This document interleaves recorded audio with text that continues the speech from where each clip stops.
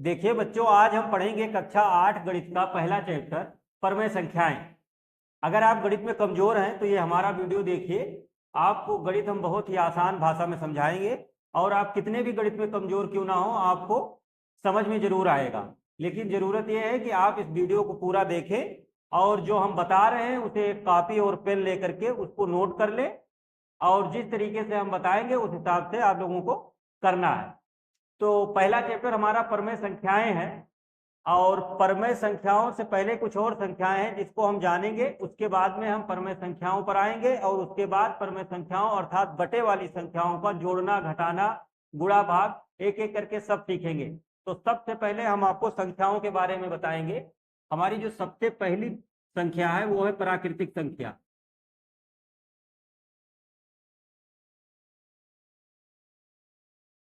या कहें प्राकृतिक संख्याएं। देखिए प्राकृतिक संख्याएं क्या होती हैं? गिनती करने वाली संख्याएं, जैसे 1 2 3 4 5, जहां तक आप इसे लिख सकते हैं अनंत तक इसे आप लिख लीजिए। ये जो चिन्ह है इसे अनंत कहते हैं। और ये जो संख्याएं होती हैं एक से शुरू होकर के अनंत तक, इनको हम प्राकृतिक संख्या कहते हैं। तो हम अगर कहीं गिनती स्टार्ट करते हैं तो किस प्रकार स्टार्ट करते हैं? 1 2 3 4 5 यहीं से शुरू करते हैं। तो इसलिए इन्हें कहते हैं गिनती करने वाली संख्याएं या प्राकृतिक संख्याएं या प्रकृति में पाई जाने वाली संख्याएं, जो हमें एक से स्टार्ट करनी होती है और अनंत तक जहां तक आप जा सकते हैं। तो यह है प्राकृतिक संख्याएं। इसके बाद नंबर 2 पर आता है पूर्ण संख्या।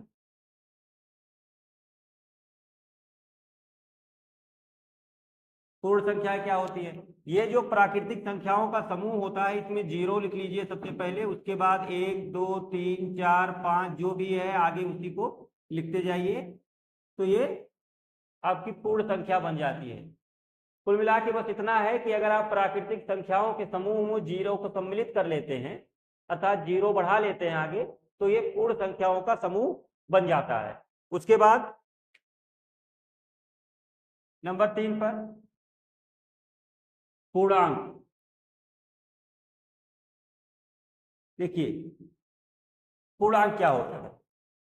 पूर्णांक का मतलब होता है पूरा पूरा अंक, 0 1 2 3 जहां तक आप जा सकते हैं। इधर -1 -2 -3, तो ये आप इधर जहां तक जा सकते हैं। देखिए पूर्णांक जो होता है इसमें ऊपर के तो नंबर जो है वो तो रहेंगे ही, साथ में माइनस वाले नंबर भी आ जाते हैं। तो 0 1 2 3 ये धनात्मक पूर्णांक, इधर 1 2 3 ये धनात्मक पूर्णांक कहलाते हैं। -1 -2 -3 ये ऋणात्मक पूर्णांक है। तो इसको आप संख्या रेखा पर भी दर्शा सकते हैं। जैसे मान लीजिए संख्या रेखा है, ये बीच में 0 हो गया, इधर 1 2 3 -1 -2 -3, इधर वाली संख्याओं को कहा जाता है धनात्मक पूर्णांक।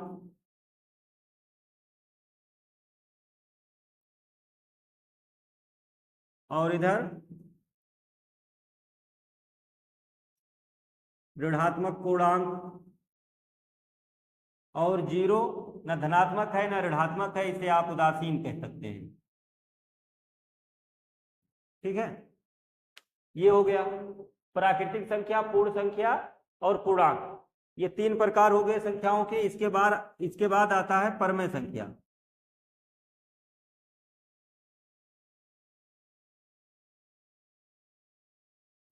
क्या होता है परमेय संख्या?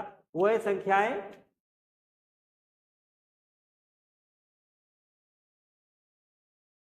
जिन्हें P/Q के रूप में लिखा जा सकता है या लिखा जा सकता हो, परमेय संख्याएं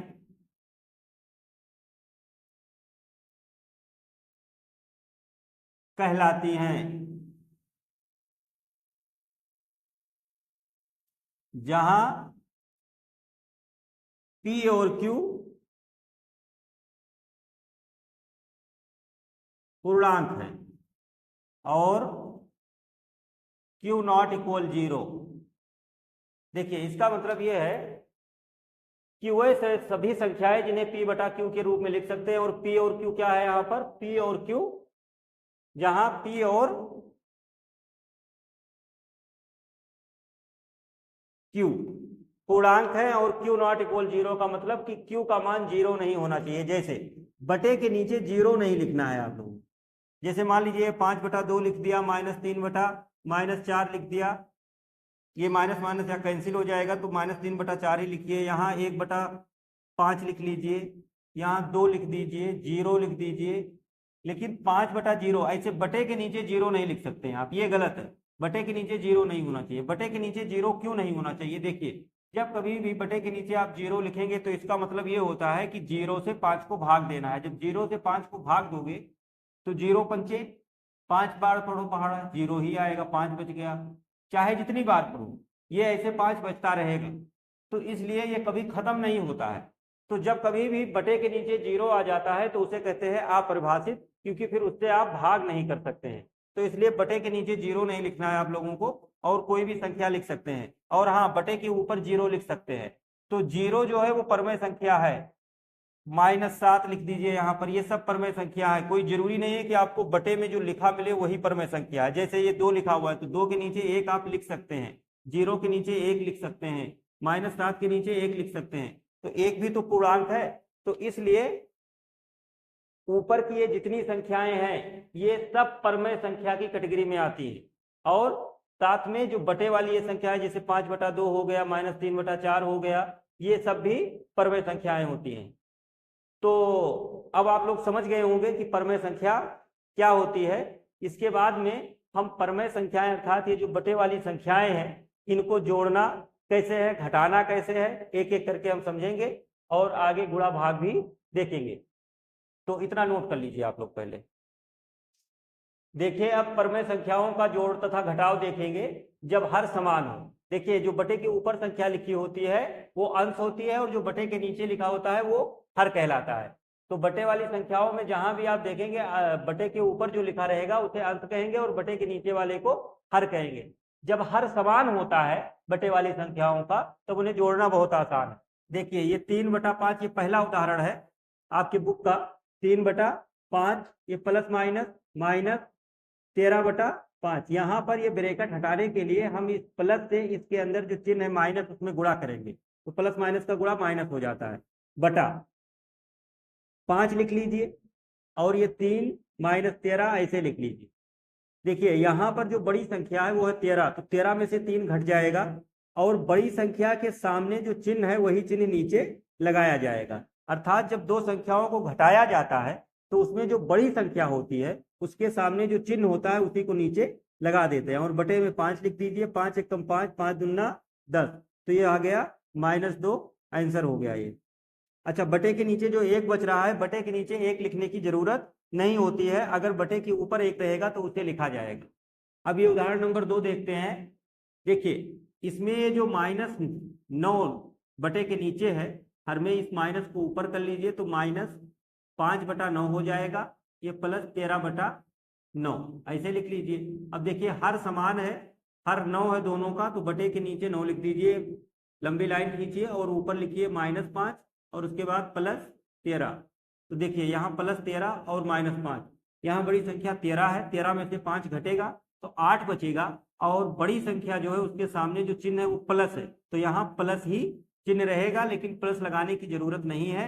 अगर किसी संख्या के सामने कोई चिन्ह नहीं लगाए तो इसका मतलब वो प्लस में ही है। 8/9 ये कैंसिल नहीं हो रहा है, तो यही आपका आंसर हो गया, यहीं पर इसे छोड़ दीजिए। तो ये 2 क्वेश्चन जिसमें हर दोनों के समान थे हमने समझाया आप लोगों को, इसे नोट कर लीजिए। इसके बाद अगला क्वेश्चन देखते हैं। देखिए, अब अगला प्रश्न देखते हैं, जब हर समान ना हो। देखिए, इसमें पहला उदाहरण जो आपका है 1/4 प्लस ब्रैकेट में -5/6 है। यहाँ पर हर 4 है और यहाँ पर हर 6 है, तो इन दोनों के हर समान नहीं है। तो पहला काम ये करिए कि 1/4 ऐसे लिखिए, प्लस माइनस का गुणा करिए, ब्रैकेट हट जाएगा, प्लस माइनस का गुणा माइनस हो जाएगा, और 5/6 यहाँ पर ऐसे लिख देंगे। अब देखिए, ये 4 है और ये 6 है, तो जब हर समान ना हो तो यहाँ पर जो हर आपको दिया गया है अलग अलग, उन दोनों या 3 है तो तीनों के एलसीएम अर्थात लघुत्तम निकाल लेते हैं। देखिए कैसे लघुत्तम निकाला जाता है। अगर आपको पहले से नहीं आता है तो मैं यहाँ समझा रहा हूँ, आप यहीं से सीख जाएंगे। बटे में जो भी संख्याएं हैं उसे यहाँ लिख लीजिए 4 और 6, ये हमने लिख लिया। अब देखिए इसे आपको कैंसिल करना है। ये दोनों संख्याएं वो छोटी से छोटी संख्या देखो जिससे ये दोनों कट रही है, 4 और 6। जब 2 का पहाड़ा पढ़ते हैं तो 4 भी आ जाता है और 6 भी आ जाता है, तो 2 से काटेंगे, 2 दूना 4 और 2 तिया 6। क्या अब भी कोई ऐसी संख्या है जिसका पहाड़ा पढ़ने पर 2 भी आ जाए और 3 भी आ जाए? एक के अलावा कोई संख्या नहीं है। तो अब अलग अलग इसे पहाड़ा पढ़ के काटेंगे, 2 एक कम 2 और 3 ऐसे उतर आएगा। उसके बाद 3 से जब पहाड़ा पढ़ेंगे तो एक तो ऐसे रहेगा, लेकिन ये 3 एक कम 3, ये कट जाएगा। तो यहां पर इसका एलसीएम कितना हुआ? 2 गुणा 2 गुणा 3, 2 दूना 4 तिया 12। तो यहाँ हमें 4 और 6 का एलसीएम मिला 12।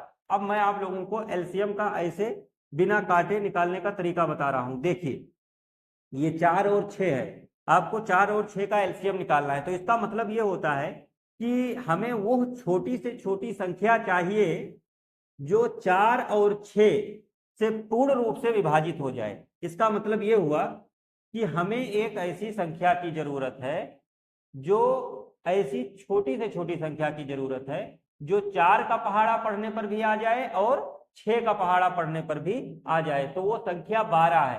4 का पहाड़ा पढ़ोगे तो 12 भी आएगा, 4 तिया 12, 6 का पहाड़ा पढ़ोगे तब भी 12 आएगा। अगर यहाँ पर देखा जाए बड़ी संख्याएं तो बहुत सारी हो जाएंगी, जैसे 6 के और 4 के दोनों के पहाड़े में 24 भी आ जाएगा। 4 का पहाड़ा पढ़ोगे तो 4 छक 24, 6 का पहाड़ा पढ़ोगे तो 6 चौक 24, 24 भी आ रहा है। लेकिन वो बड़ा है, हमें बड़ी संख्या की तरफ नहीं जाना है, हमें छोटी से छोटी संख्या लेके चलनी है। तो आप ऐसे ही सोच के निकाल सकते हैं। जैसे कि मान लो यहाँ लिखा हुआ है 4 और 2, तो वो छोटी से छोटी संख्या वो छोटी से छोटी संख्या जो इन दोनों संख्याओं के पहाड़े में आ जाए वो 4 है। जैसे 4 एकम 4, 2 एकम 2, तो 4 और 2 का एलसीएम क्या होगा? 4 और 2 का एलसीएम 4 होगा। मान लो यहाँ 6 और 8 लिखा है, तो 6 और 8 का अगर एलसीएम निकालना है तो हमें वो संख्या चाहिए जिससे इन दोनों का पहाड़ा पढ़ने पर वो आ जाए। तो 6 और 8 वो छोटी से छोटी संख्या जो इन दोनों के पहाड़ों में आ जाए, तो वो 24 है। 6 का पहाड़ा पढ़ोगे तो 6 चौक 24 और 8 का पहाड़ा पढ़ोगे तो 8 त्रिक 24, तो 6 और 8 का एलसीएम क्या हुआ? 24। तो आप ऐसे भी सोच के निकाल सकते हैं और इस तरीके से भी निकाल सकते हैं।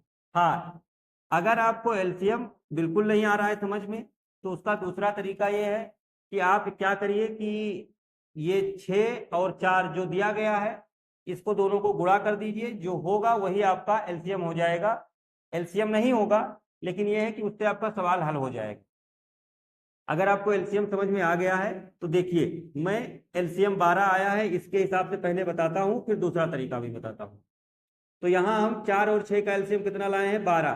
तो 12 नीचे लिख लीजिए। अब 12 लिखने के बाद में 4 का पहाड़ा पढ़ना है आपको। कितनी बार? उतनी बार पढ़ना है कि जितने से 12 आ जाए। तो 4 एकम 4, 4 दूनी 8, 4 तिया 12। हमने 4 का पहाड़ा 3 बार पढ़ा तो 12 आ गया। 3 बार हमने 4 का पहाड़ा पढ़ा है, तो जितनी बार हमने पहाड़ा पढ़ा है उसको यहाँ लिखिए, गुणा का निशान लगाइए और जो भी ऊपर संख्या लिखा हुआ है उसे लिख दीजिए इस तरीके से। अब माइनस लगा लीजिए। अब इसके बाद 6 का पहाड़ा पढ़िए, 12 आ जाए। 6 दूना 12 होता है, 2 बार पहाड़ा पढ़ेंगे तो 12 आ जाएगा। तो हमने पहाड़ा पढ़ा 2 बार, तो 6 दूनी 12, 2 लिखेंगे यहाँ और गुणा का निशान लगाएंगे, जो ऊपर संख्या है उसे लिख देंगे। तो 3 एकम 3 माइनस 2 पंचे 10 बटा 12। अब 3 माइनस 10 है, इसे जब आप घटाएंगे तो यहाँ पर -7 बचेगा और बटे में 12। मैं आप लोगों को पिछले सवाल में बता चुका हूँ कि जो बड़ी संख्या होती है उसके सामने जो चिन्ह लगा होता है घटाने के बाद वही चिन्ह नीचे लगाया जाता है। तो इस तरीके से -7 बटा 12 इसका आंसर हो जाएगा। अच्छा, मान लीजिए आपको एलसीएम नहीं लेकर के करना है तो क्या करेंगे? 6 और 4 का, देखो मैं यहाँ कर दे रहा हूँ, 6 और 4 का गुणा करेंगे तो कितना आएगा?